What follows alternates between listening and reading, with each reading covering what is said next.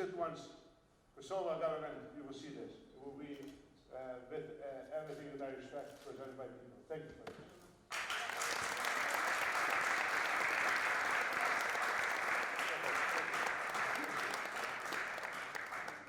And to speak to us tonight.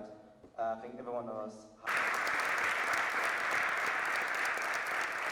Entire population of Europe. I'm sure that you will have memories of these past few days, and we've traveled around Europe together. Responsible for a video that we will be showing you later on today. Now we will give our full attention to two very important people. This youngest nation is a result of dissolvement or split of former Yugoslavia. That split was very tragic. It hurts people in different ways, in many ways. Some of us, we miss our loved ones due to those tragedies of the past. However, we all are here in our country to overcome that, to learn right lessons from the past, and to build a safe future for ourselves and for our youth and for our children.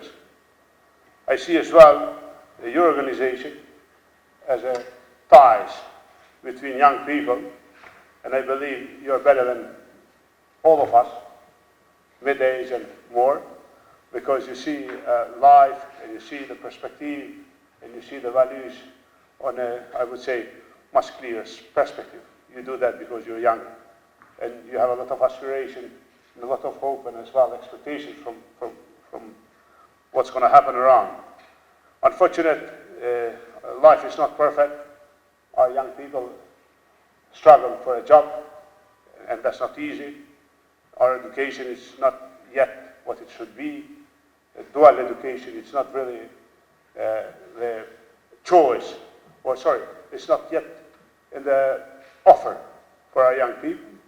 And finding a job for many of them is really difficult. This is not only an obstacle, but this is as well, it goes to a discrimination. At that level. However, we are very much Europeans. Imagine in today's developments, political, some are more right, some are more left. Some are liberal as well, but we are Europeans. We love Europe. We want to become Europe as Kosovo. We are Euro-Atlantic as well. We want to join NATO. And in this perspective, we ask for help.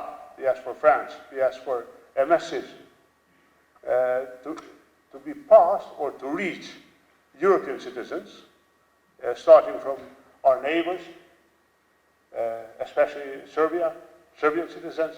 It's important that they know the truth of us, because in the past everybody did its propaganda, but now it's time to live in realism. It's time to help each other. It's time to help our future. I just want to share a couple of observations with you from that experience.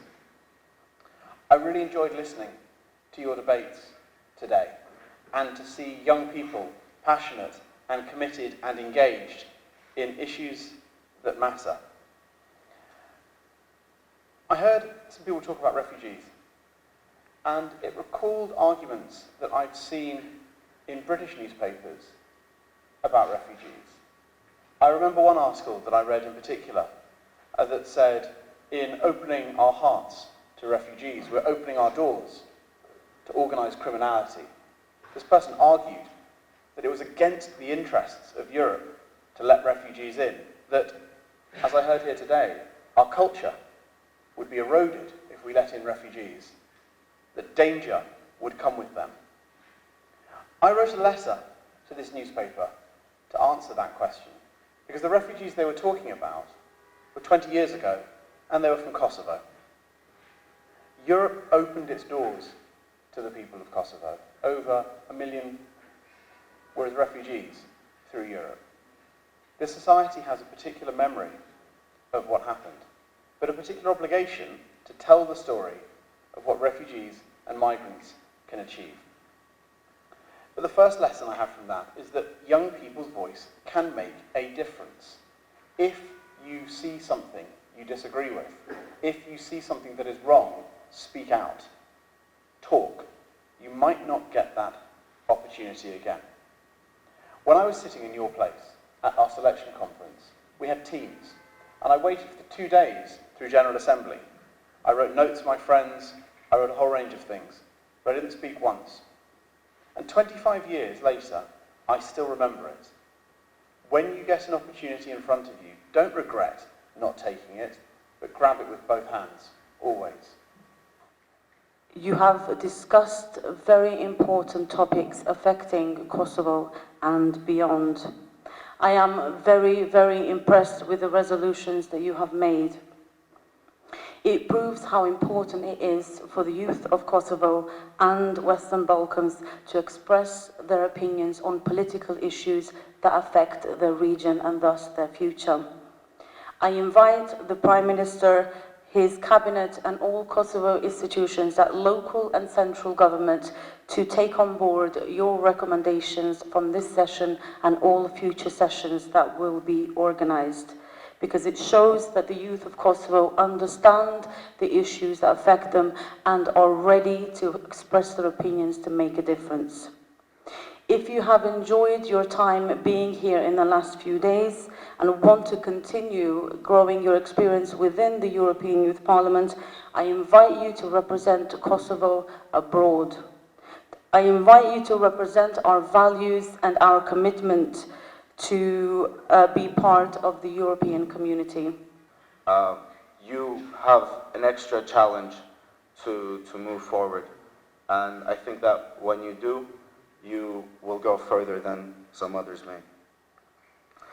At the same time, EYP will give you the opportunity to have a voice. It will give you a voice, as Mr. Ambassador also mentioned. It will allow you to stand in the Kosovar Parliament and discuss issues that have actually been discussed in this Parliament.